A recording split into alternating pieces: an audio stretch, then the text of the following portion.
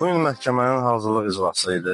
Hazırlıq iclasının davamı idi daha doğrusu və əvvəlki iclaslarda əvvəlki iclasda bütün müvafiəçilərin, o cümlədən təqsirləndirilən şəxslərin əsas vəsadəti cinayət işi üzrə icrada xitam verilməklə bağlı idi.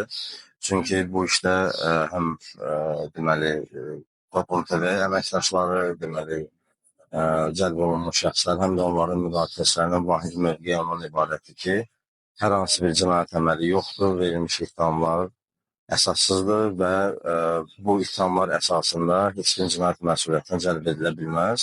Təəssüf ki, məhkəmə həmin vəsadəti təmin etmədi. Təmin etmədiyindən bu günləri deməli qəti imkan tədbirləri ilə bağlı vəsadətlər verildi. Konkret, məsələn, Fuad Ağayev, Akif Qurbanov barəsində həbs qəti imkan tədbirinin uzadılmaması barədə vəsatət verdi.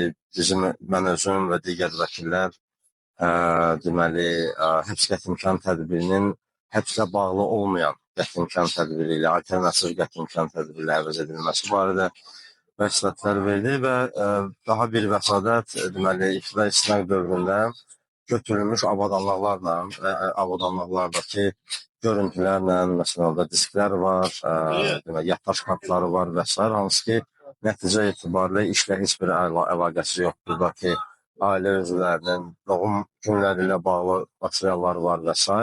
hansı ki, götürülür və əslində iqtidar istinaqının sonunda qaytarılmalı idi.